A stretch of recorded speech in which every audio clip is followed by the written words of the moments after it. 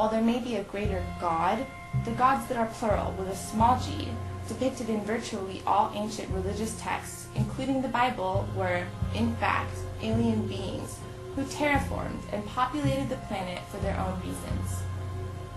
These creator gods were then said to have later returned to Earth and, through a process of genetic manipulation, produced humans, or us.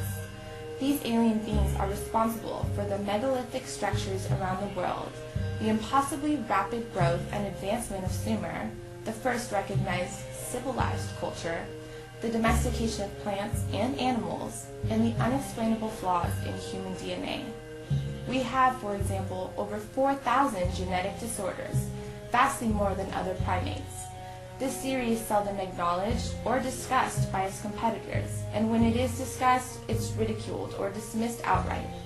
In 1976, Zecharia Sitchin provided brilliant interpretations of the writings of the ancient Sumerians, in which they spoke freely of gods from another planet, living among them as their lords and masters. Unfortunately, mainstream science can and does dismiss these 4,000-year-old writings on stone tablets as mythology. They could not possibly be the actual history the Sumerians portrayed them to be. Today, researchers like Lloyd Pye combine modern DNA evidence with what has previously been put forth by Sitchin and others.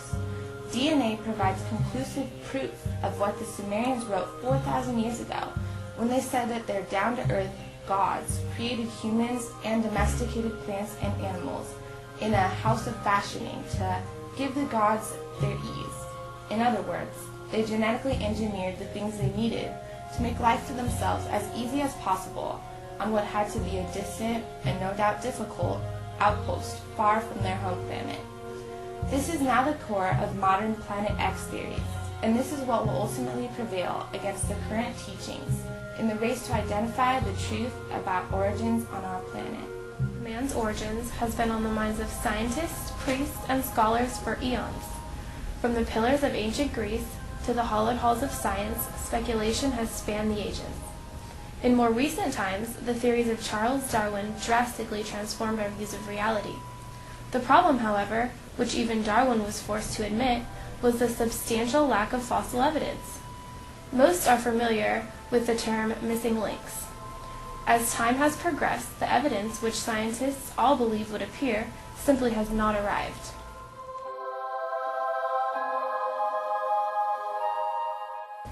While creationists do a fair job of giving evidence which challenges evolution, they then rely on a weak intellectual circle where the Bible proves faith, and you have to have faith to prove the Bible.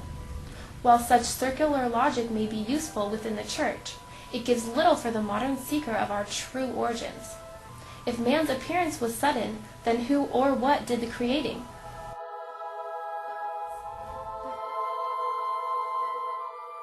The biblical verses dealing with the fashioning of the atom are condensed versions of much older detailed Sumerian texts, found inscribed on clay tablets in which the role of the angels in Genesis is performed by the Anunnaki, those who from heaven to earth came. The term Nibiru comes from ancient Sumerian tablets and writings dating back over 5,000 years. Nibiru literally means planet of the crossing. Astronomers speculate it exists and call it Planet X, the home of a technologically advanced human-like alien race, the Anunnaki of Sumerian myth, who came to Earth from Nibiru and were worshipped as gods contributing to humanity genetically.